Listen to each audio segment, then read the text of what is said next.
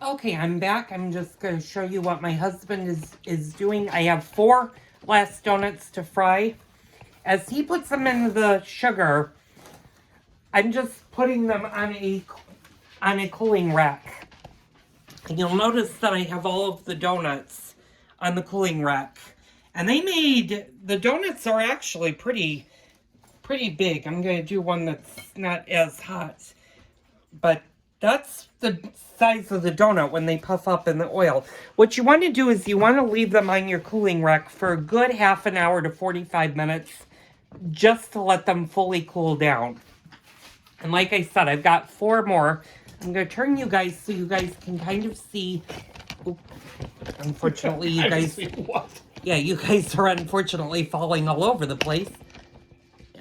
Let's see if you guys stay there. I don't know if you'll stay in position.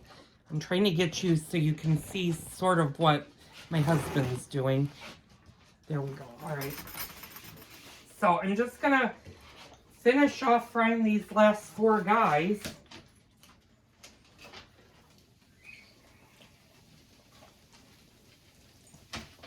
And that'll conclude today's video. And your donuts should be light and fluffy when you pick them up. If they feel heavy, you haven't fully cooked them. So you want to add a little bit more time or get them a little bit darker. If you pull them out when they're too light, that means that the center or of the donut is not cooked and you're going to have a raw donut. Chewy. Yeah, or chewy like my husband said. The little taster that you had, was that cooked all the way through? Yeah. Okay. Yeah. They'll be a little bit chewy if you have them right out of the oil. That's why they need to cool down. And you can kind of tell when they're getting brown by their centers. If their centers are getting dark, go ahead and turn them.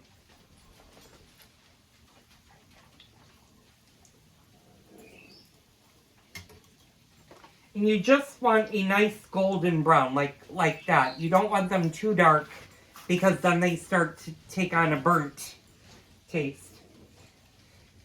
And before you go ahead and put your oil back in your Crisco container, make sure your oil is completely cool and also strain it. You want to get all of the bits that are at the bottom of the pan out of your oil. You don't want to pour that back into the Crisco. Otherwise, you're going to have Crisco that has stuff in, and that will turn your oil bad if you have those bits. So always make sure you strain your oil before you put it back.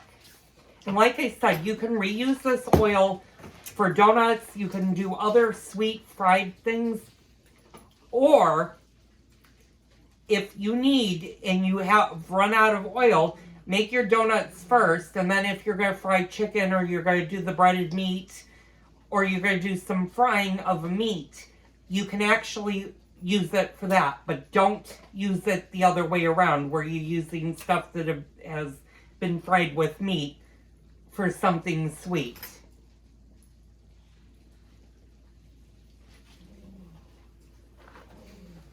I'm just checking. Sometimes you need to just check to make sure. And these are all coming out really nice.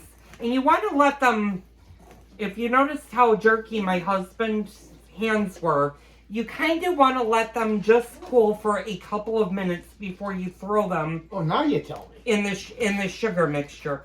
This one, because it's got white in it, I'm going to let it cook a little bit longer on the one side.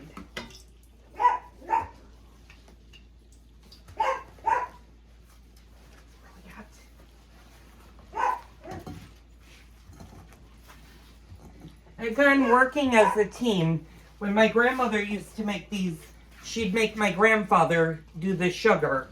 Although there were times where she would also do it. It's dangerous. I know Grandpa would eat them.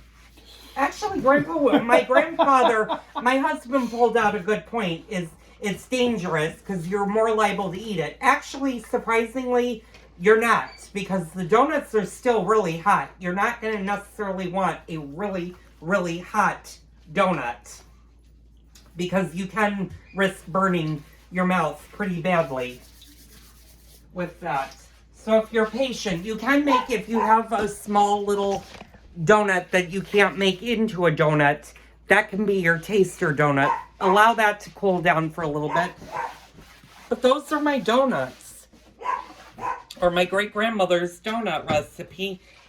And like I said, it made nice donuts. I'm going to let these cool down for a good hour, and then I will store them. What's nice about storing them is if you turn them onto their side. So if you store them, I'm going to do one that's fairly cool. If you store them this way in the bag, you can actually get quite a few of the donuts in the bag rather than just shoving them into the bag.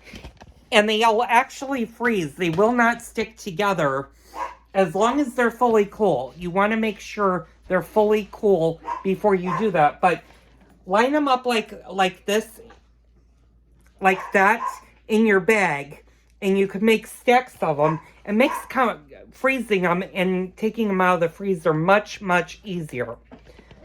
So anyway, that was my great-grandmother's donut recipe. I hope you guys will try this. It's a lot of fun to make them. The kids love them. I love them. My husband loves them. They're a great thing to have for a breakfast or even a dessert or a snack. They're really great. And you can make these once a week. You can do them once a month. You can do them a couple of times a year. It depends on your taste. I try not to do them that often because my husband is diabetic, and you do want to watch for people that are diabetic because there are a lot of sugar on these. Limit them to 1 or 2 donuts without having their sugars go too high. My husband laughed because he'll have 3 or 4 sometimes, but he's also on good medication that controls his diabetes, and I can control his diabetes other ways. But anyway, I hope you guys will try these donuts. I know a couple of my viewers, I've done this on a Zoom, and they absolutely love them. I don't know if they still make them, but I know that they love the donuts, and they're really good for gifts for the holidays. And I'll be doing donuts throughout the year. So, thanks for tuning in. Don't forget to hit the subscribe button down below, and if you like the video, also hit the like button, and feel free to leave me a comment. I'll read them and I'll answer back. I'll see you guys on the next Cooking with Joel video. Okay, good evening, everybody. I thought I'd come back. I had finished up the donut video, but I'm going to show you how to store them. And you're going to want a gallon-size freezer bag. Preferably one that has either the double, I don't know what they call this, but you don't want the slide ones. I find the slide ones are harder, but... And you're going to want to do this once your donut's fully cool and are cold to the touch. You're going to want to do this because they need to be stored in an airtight container because of the sugar. You don't want to leave these out because there are no preservatives in these donuts that we made today. So what I do is then, like I told you, instead of throwing them in, if you stack them...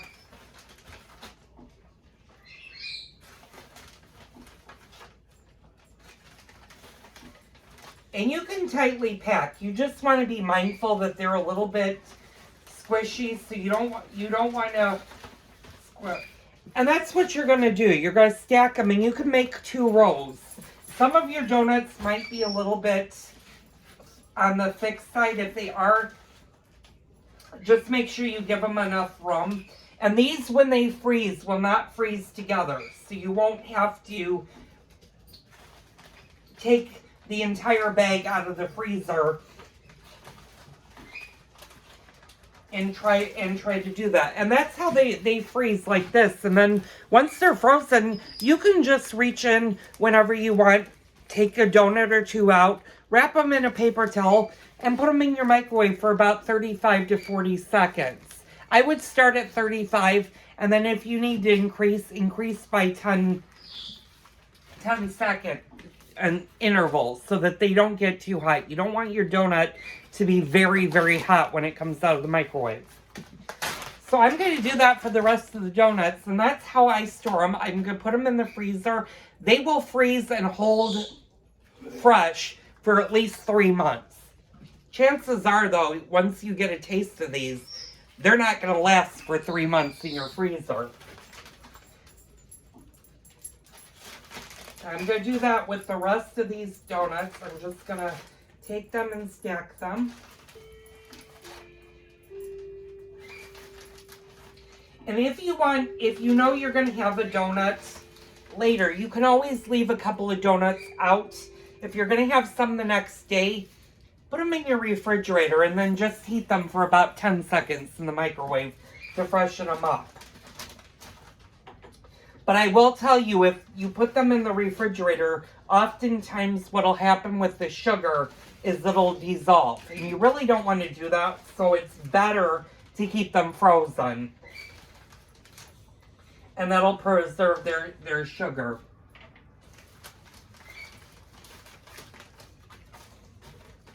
So this is going to give me 3 full packs of donuts to enjoy. And there's nothing like having a homemade donut.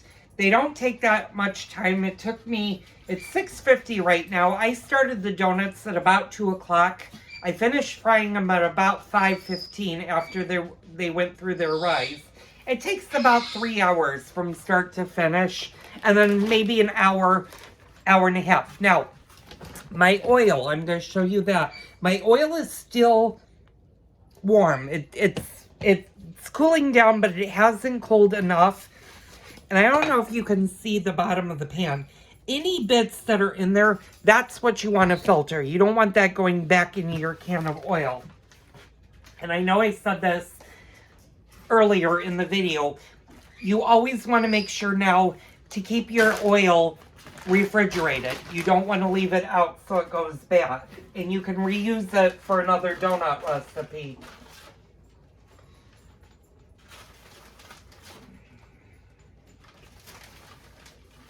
So I'm going to just finish putting these big guys. Some of these are really big. You'll notice that your donuts will puff up a lot. And the one thing you don't want to do is you don't want to smash them, because once you smash them, they don't become nice anymore. But they'll hold their shape like this while they're in the freezer. So I really hope you guys enjoyed this video. I love making the donuts. We'll do another video on the donuts probably later. I've got 3 nice packages of donuts. So tomorrow morning when I have my coffee, I'm going to have a fresh homemade donut. So thank you for tuning in. Again, tune in tomorrow for another Cooking with Joel video.